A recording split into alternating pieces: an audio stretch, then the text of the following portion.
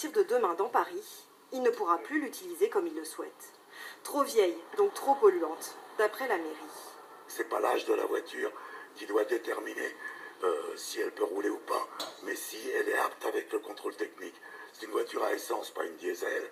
Il y a des diesels qui aujourd'hui sortent, qui polluent plus que la mienne. Dès demain, 1er juillet, tous les véhicules mis en circulation avant 1997 seront indésirables dans la capitale.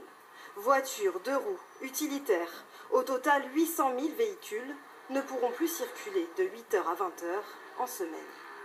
La mairie de Paris propose des solutions alternatives, par exemple une aide financière entre 3 et 9 000 euros pour les artisans, insuffisant pour cette association d'automobilistes qui lance une action collective en justice. On leur propose un abonnement Vélib, un abonnement Autolib, un truc très parisianiste.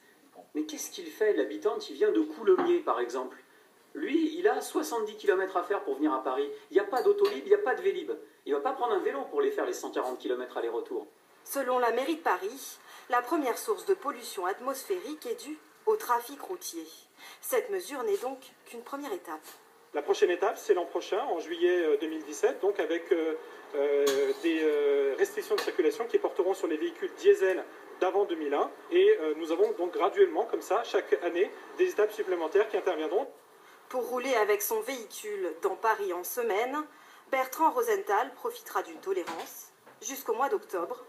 Passé cette date, il encourt une amende de 35, puis 68 euros.